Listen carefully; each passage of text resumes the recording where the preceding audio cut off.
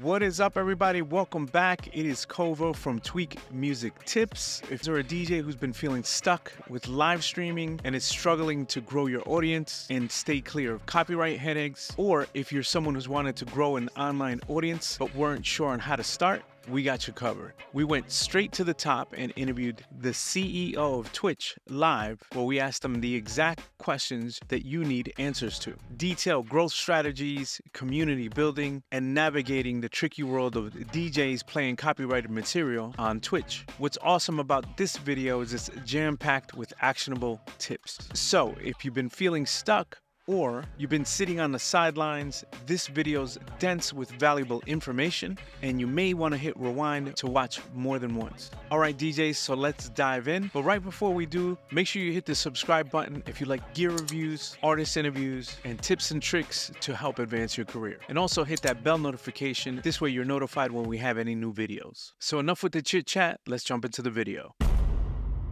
Gamers are what, 80% of the market, variety streamers, musicians, and then let's go to DJs. Can you give us percentages of who's what on the platform? Non-gaming streams are probably 35% of the hours watched. DJs right now, in terms of hours watched, it's single-digit percentage points. Even single digits may be high. I actually think the music, it's probably less than a single digit. Really? Yeah. One reason why it's less than a single digit is you don't have these 40,000 ACCV streamers. A lot of it is because this big streamer, that big streamer is getting 20,000, 30,000, 40,000 ACCV. T-Pain gets 1,000 to 1,500. And he's freaking T-Pain, the biggest musician on Twitch. Right, and Kai's at 50, 60, 70,000. That's just the nature with the Twitch audience. There's just a lot of people that watch, but there are tons of musicians and DJs that fund their life through Twitch. Obviously, everyone always wants more and they want stardom, but when you have something that you love, and especially something like music, it's actually sometimes better than the other path. If you want to fund your life as a musician, often you're on the road 6 months a year. Some people don't want to be on the road 6 months a year, and I talk to Twitch musicians that get 100 ACCV, but they fund their life and they're not touring all the time. They have a community that watches them.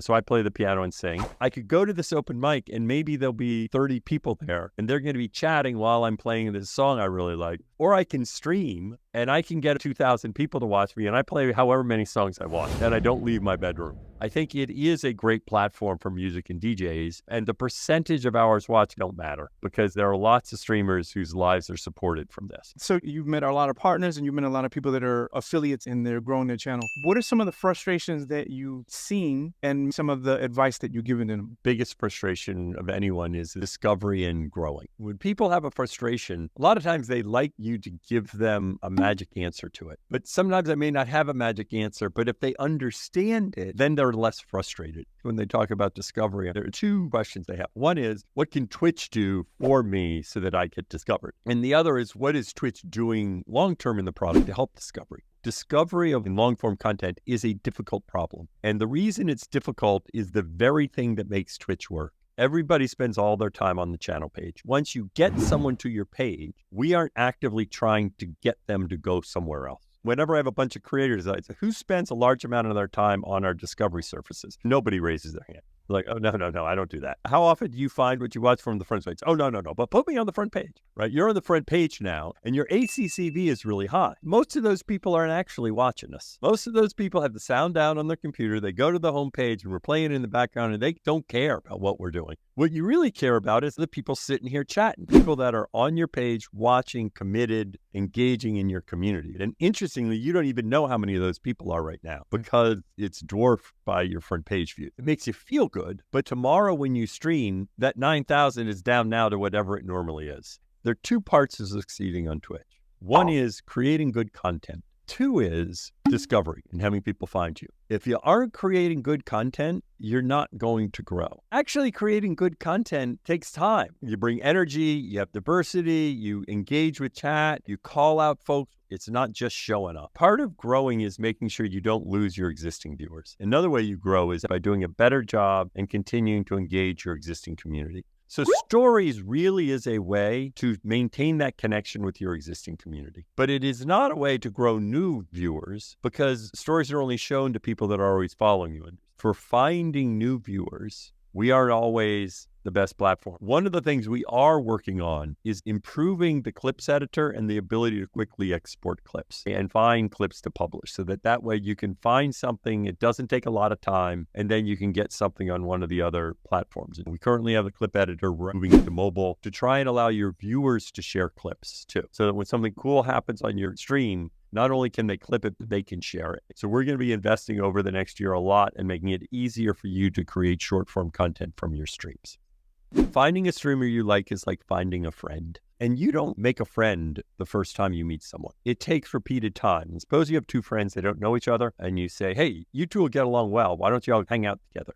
Kind of like a homepage recommendation. Now, suppose you say, I'm going out to this bar. Why don't you all show up? And they both come with a group of friends. But then as soon as you introduce them, you take off. The odds are they're going to go hang out with the other friends they came with. And that's a raid. Suppose you hung out for 2 hours. Now they might start realizing they like each other. It's not even just about collaborating once. It's about interacting on a regular basis. Collaboration is key, and you should create stuff for short-form social media. Short-form social media is better for discovery. Anyone on TikTok will see thousands of creators in a week. Someone on YouTube will see hundreds. Someone on Twitch will see 5 or 10. Focus on creating good content, collaboration, third-party social media. In the beginning, when you first came to the platform, you weren't aware of how communal this space was. Give us some of your insight of what you've learned, and especially dealing and meeting with all these other streamers. What did you learn about how communal it is? The best way I learned it was by streaming myself. My use of Twitch as a viewer is very unusual. I tend to roam on Twitch a great deal. Most people have 3 to 5 channels they watch, and every time they go to Twitch, they put on their favorite channel if they're on, and they stay there. And in a week, maybe they'll watch 8 channels. I follow gobs of channels, and then I drop in on them just to see what everyone's doing. I'm not this deep member of one of their communities, because being a member of a community means you're showing up regularly. So I really viscerally experienced it by streaming, because I start recognizing people. I start seeing the back and forth. I see the support. I see when someone hasn't been there for a while and they show up and everyone says, oh, so-and-so, where you been? What have you been doing? So that's the way I've viscerally experienced it. I often use this phrase from the old TV show Cheers, which is a place where everybody knows your name. And I think that is something that we just all yearn. The reason Cheers was popular was because we could romanticize this idea of a place I go and they would call out my name when I show up. Because that's what we all yearn for, is this sense of belonging and this sense of acceptance for who we are. In the modern world, of course, we live all in boxes that separate us from everyone else. And as human beings, we didn't evolve in boxes. We evolved in villages where community was the central focus of that village. And we all like to have that place where we are unconditionally accepted for who we are, as opposed to always being judged and evaluated. Twitch gives folks a little bit of that. Because everybody's just their handle, people aren't judged by how they look. I have no idea if they're tall, if they're short, if there's a man, if they're a woman. I have no idea who they are, which I think is something that is kind of special. 4 years ago, when we didn't have much of the numbers, it all had to do with how long we retained the people. Even raids, like we saw that didn't work towards our favor. So now what I see a lot of people do is they constantly get raided. People are kind of hanging out, but it's more of an obligation. So my question is, raids without retention, that's where the hole in the glass is, correct? If you get raids, but those people don't come back, then they're not really a member of your community that says, hey, I really like watching this person. There's someone that someone else sent over to you for a little period of time, which is great. But the whole idea of raids is, if I raid you, I'm exposing my community to you. And some of those people may say, oh yeah, I really like Tweak Music Tips. I'm going to go back there on my own, right? Because that's a sign that there's something about you that keeps them. So I like that you didn't even get to retention. You totally skipped over that. And you said, how many people come back? Because that's another thing. Because I see a lot of people submitting and they'll get these raids and but my numbers, and it's all about the numbers, but it's not about the people that come back.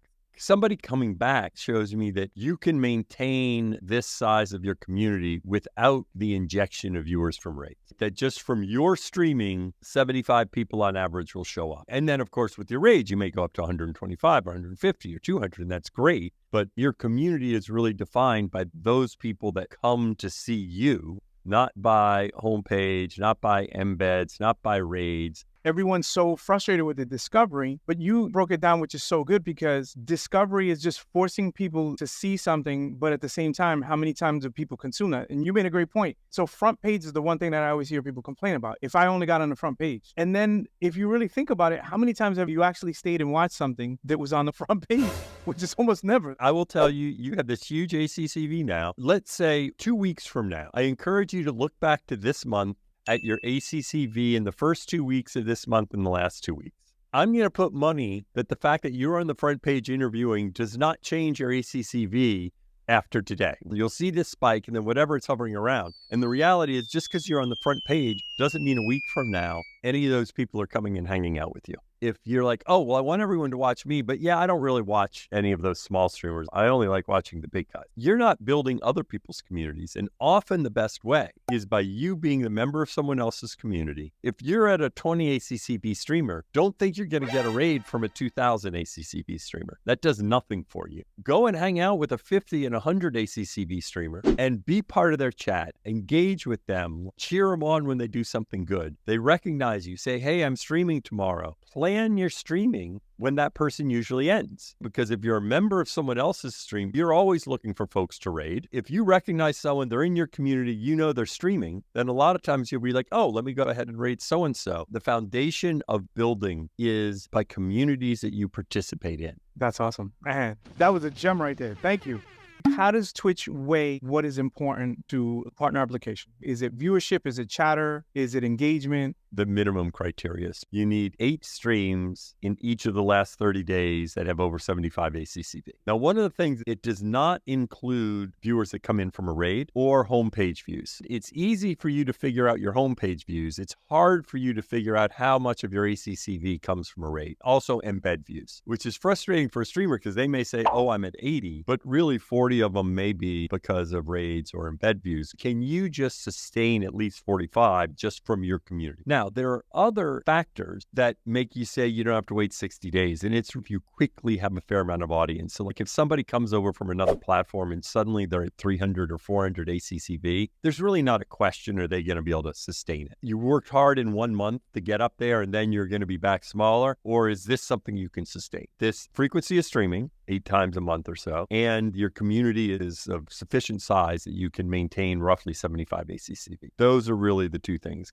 So I want you to piggyback off something because there was something that really surprised me. When you said to me how I should be promoting short form content on other places. So maybe you can clarify the multi-streaming part and then the promotion short form part of it. I think one of the mistakes that lots of companies make is they want to be all things to all people. Okay. And they think, oh, somebody else is doing this. I should do that. And I should do that. The reality is those other places are really good at what they're doing. Twitch is good at community-centric live streaming. YouTube is really good for short form video. And their whole site is optimized and designed for that. Now, let's talk about the offline communities and asynchronous community. Discord is really good at that, right? Some people are like, Twitch should build a Discord competitor. No, we shouldn't, because Discord is good at that, actually. We're not going to be better than Discord, and we're not going to be better than YouTube. So this idea that people want all things in one place, users don't want that. They like their YouTube videos in YouTube. Think of the people here. A lot of people here use YouTube and TikTok. YouTube appropriately said, oh, we should add short. And that's because shorts isn't really all that different than the videos they have. What is 45 seconds versus 5 minutes? TikTok had demonstrated this use case of much shorter content. And YouTube was like, yeah, no, we need to adapt it. And that has worked well for YouTube. But there's something very different between video on demand, short form VOD, and what Twitch does. The thing that made YouTube successful was they allowed embedded video players. At that point in time, everybody was on websites. Everybody was traveling on websites. People allowed you to upload your video to YouTube and then put an embedded player on your website. So the content found the viewer. And that's why YouTube won in the video uploading business.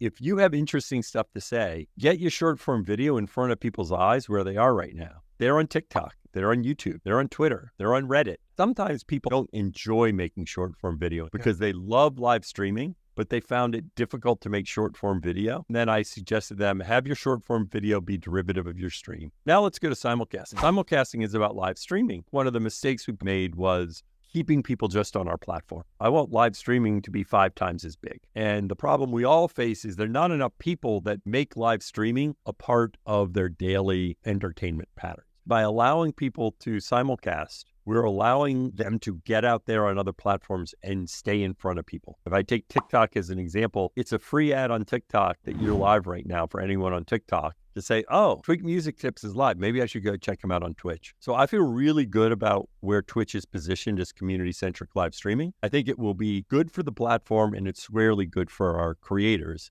So to be clear, you like the fact that these other short form content places tell you that you're live somewhere else and they bring you to that other place. I know we were talking about email blasts, like when I do my promotions, and you were asking me, wait, so they promote via email to come onto Twitch and come onto our platform? So those are the things that you like about the other platforms, and you encourage that, correct? It only works if it's a platform where you have built a following. If you don't have a strong YouTube presence, simulcasting on YouTube probably isn't going to do much for you. It's just another distraction. But if you do have a strong YouTube presence or TikTok presence, then I think simulcasting will help you. I love that. Let's go. Are there any rules for multi-streaming? Well, I'll go to the main rule that everyone gets worked up about, which is no combined chat. There's one rule that nobody has a problem with. We don't want you to be using Twitch to drive viewership to other platforms. Don't mind you wanting to build on other platforms, but just don't come on and tell your community, hey, you got to leave, come over here. These people are coming to Twitch. There are other people they could have watched instead of you. They chose to watch you. People are investing in Twitch. So don't give a degraded experience on Twitch. Don't try to drive people away. And nobody has a problem with that. The other one is not doing combined chat. There are really two reasons why we made that rule. The first reason is we take trust and safety fairly seriously. We expect you to monitor your chat. If you don't monitor your chat, we know you're not monitoring your chat. We have all the bits. We know this person said this and you didn't do anything and you didn't ban them, didn't report them. And so that's why we don't hold you responsible for the thing that that person says in chat, because also we can hold them responsible. If someone screams out some racial things, we can kick them off the service. If this is coming from another service, we have no idea if you're controlling it. We have no idea if they get kicked off the service. So if you stick it on your screen and suddenly people are screaming racial epithets, our only option is to suspend you, as if you said to that, because we don't know if the other service is taking action. And I will tell you, I am sure that given the way some things happen on Twitch, we all know how people harass people, how people come in and do things. We will have a problem with people harassing a streamer by saying, oh, go on to this other service and do this in their chat, and they're going to get kicked off of Twitch. The other factor, for me, I think even more important, we felt like this would erode the community experience on Twitch. And it's the type of thing that one time happening doesn't do it. It slowly erodes it over time. And then you wake up and suddenly that pretty magical experience, people aren't experiencing as much and you don't know why. And it's because suddenly chat got twice as busy, but the names were always changing. So you didn't even know who was with Twitch, who wasn't, who you could whisper, who you can engage with, who you see on other channels, the names. We felt that that would erode the community experience on Twitch over time. So those are the two reasons we don't want you to do a combined chat. How many people actually watch a pre-recorded video after 24 hours, 48 hours? Let's keep it in the music category. Musician, producer, DJ. Almost nobody after 24 hours. It's like 97% of VODs are watched within 24 hours. Let's say you stream Monday, Wednesday, and Friday. If I have 2 hours right now, I'm going to watch you live rather than watching your last Monday's thing. And in general, if something incredible happened on Monday, then you're probably going to go ahead and edit that down and upload it to YouTube. Because if it's interesting a week later, then it's probably interesting a month later. And it's probably interesting 3 months later. Of course, our VODs aren't designed for me to find it 3 months from now. Or if it is interesting after 5 days or 10 days or 20 days, you should download it and upload it to YouTube. And often you probably edit it down so that as opposed to a 3-hour ramble, it's an hour long. You get the best parts. You clip it, you do a little bit of stuff, and you make it a better hour. For DJs, if you upload it to YouTube, you can't make any money because Content ID identifies music and says, oh, all the money goes to the music. But that's just the reality. People often say, oh, well, YouTube has this. Well, yeah, but you don't make money if you use music. And they say, oh, well, TikTok, you can put all sorts of music on your TikTok streams. You don't make money from your TikTok streams. You make money from the sponsors you get for your TikTok streams. What are the things that are a problem that maybe we don't comply with? DJs playing other people's music? DJs are playing copyrighted music. And it is fair that the creators of that music are not getting compensated. Now, it's promoting their music, but It is the fact that that music is copyrighted. Legal structure is if the label said, no, you can't do that, they can issue the DMCA takedown request. You get 3 of them, then now you're not streaming on Twitch. We've been talking to them about finding a stable solution for DJs so that it could be blessed what is happening on Twitch. But we're pretty close to finalizing that with the labels. In the end, we are going to have to share money with the labels. It doesn't come for free, but we're going to kind of split whatever the cost is. So we're going to pay a portion of it, and then the streamer will need to contribute a portion in terms of the revenue. Most DJs I've talked to are like, oh, I realize it's not sustainable, and I know there's not other places where I can do this. I think Twitch is incredibly well suited for DJs, much like it is for gaming, which is one reason why DJs grew without us doing anything.